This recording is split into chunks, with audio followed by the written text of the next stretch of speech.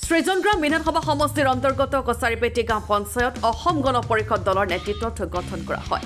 সৃজনগ্ৰাম সমষ্টিৰ অগপ দখলত কছাৰীপেটি গাঁও পঞ্চায়ত দীৰ্ঘদিনীয়া জল্পনা কল্পনাৰ অন্তত আজি বঙাইগাঁও জিলাৰ সৃজনগ্ৰাম উন্নয়ন খণ্ডৰ অন্তৰ্গত কছাৰীপেটি গাঁও পঞ্চায়তত এককভাৱে সভানেত্ৰী পদ দখল কৰে অগপ সমৰ্থিত প্ৰাৰ্থী। আজি সৃজনগ্ৰাম উন্নয়ন খণ্ডৰ কাৰ্যালয়ত চৰকাৰী পেটি গাঁও পঞ্চায়ত গঠনৰ বাবে অনুষ্ঠিত হোৱা সভাত সোফিয়া খাতুনে 10টা ভোটৰ ভিতৰত 9টা আৰু উপসভানেত্ৰী পদত নমিতা বালা চৰকাৰ সমসংখ্যক ভোট লাভ কৰি নিৰ্বাচিত হয়। পঞ্চায়তৰ সভানেত্ৰী হিচাপে সোফিয়া খাতুনে নিৰ্বাচিত হৈ যথেষ্ট উৎফুল্লিতভাৱে সীমাহীন সমস্যাৰে জৰ্জৰিত কছাৰীপেটি পঞ্চায়তৰ সৰ্বাংগীন উন্নয়নৰ ক্ষেত্ৰত পদক্ষেপ গ্ৰহণ কৰিব বুলি মন্তব্য কৰিছে।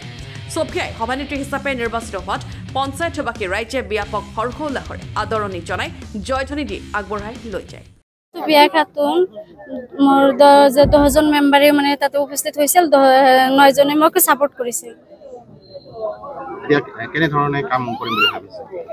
মই মানে ৰাইজৰ উন্নতি কৰিবলৈ বিচাৰিছো, মানে ৰাস্তা ঘাট মানে ভাল কৰিব।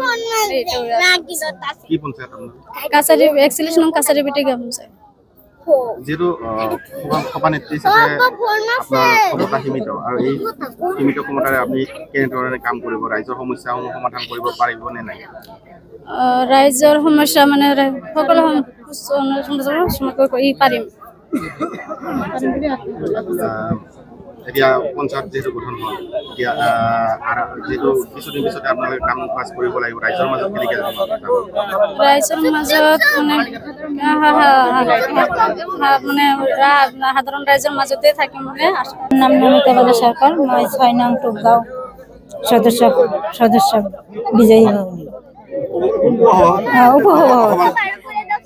উপসভানেত্ৰী বালা চৰকাৰ, মই 6 নং টুপগাঁও সদস্য বিজয়ী সদস্য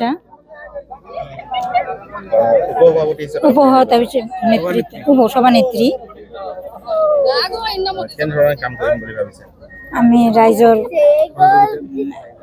ভালেই আর কি, রাস্তা ঘাটের কিবা অসুবিধার কারণে আমি ভালোই চেষ্টা করিম আর কি, ভাল করিবার কারণে আমি চেষ্টা করিম সকলে মিলি জুলি আর কি একেলগে থাকিম। গাঁও পঞ্চায়তৰ ভিতৰত কিছুমান আমাৰ গঠন নহল, সেইখিনি পিছত এটা সময় দিয়া হ'ব, আৰু যিখিনি হল তাৰে ভিতৰত আজি কাছাৰীপেটি গাঁও পঞ্চায়ত লৈ সৰ্বমুঠ আমাৰ 9খন গাঁও পঞ্চায়ত অসম গণ পৰিষদ দলৰ পক্ষত আহিছে। তাৰে ভিতৰত কাছাৰীপেটিখন আজি অন্তিম পৰ্যায়ত এইখন আহিছে আমাৰ। ইয়াৰ আগতে আমি কাবাইতাৰীখন হল, কাবাইতাৰী পালোঁ, কিন্তু পূব মাজৰা এখন আমাৰ আজি নহল। আমাৰ 6জন মেম্বাৰ উপস্থিত হৈছিল, এইখন আমি নাপালোঁ। এইখন পিছৰ পৰ্যায়ত এটা সময় দিছে। আজি যোগীঘোপাখন হৈছে, যোগীঘোপাখন আমাৰ অসম গণ পৰিষদ দলৰ পক্ষত আহিছে। এনেকৈ 9খন আহিছে, আৰু আগন্তুক দিনত এই যি আমাৰ মিত্ৰজোঁটৰ চৰকাৰ আছে অসম গণ পৰিষদ আৰু ভাৰতীয় জনতা পাৰ্টীৰ, এই অসম গণ পৰিষদ দলৰ পক্ষত ৰাইজে থিয় দিছে আৰু পঞ্চায়তৰ সদস্যসকল থিয় দিছে। উন্নয়নৰ হকে কাম কৰাৰ স্বাৰ্থত আমাৰ অসম গণ পৰিষদ দলৰ নেতৃত্বত আজি পঞ্চায়তবিলাক গঠন হৈ আছে, যাৰ ফলত সৃজনগ্ৰাম নিচিনা সমষ্টিত, য'ত সম্পূৰ্ণ মাইনৰিটি এটা সমষ্টি, সেই সমষ্টিত আমি অসম গণ পৰিষদ দলে সম্পূৰ্ণ আধিপত্য ৰক্ষা কৰিবলৈ আমি সক্ষম হৈছোঁ। এইযোৰ আশা আছে, যিহেতু শিক্ষিতা মহিলা, গতিকে আমি এইখিনি পৰম আনন্দিত হৈছোঁ। আৰু মিডিয়াৰ সকলোকে আমি আপোনালোকে কষ্ট কৰি যি বাৰ্তা মানে আমাৰ গোটেই দেশত যে বিস্তাৰ কৰিবলৈ সক্ষম হৈছে, আপোনালোক হৃদয়ৰ পৰা আমি ধন্যবাদ জনাইছোঁ। অভয়াপুৰীৰ পৰা সাইফুল ইছলামৰ ৰিপৰ্ট, এনডিটিভি।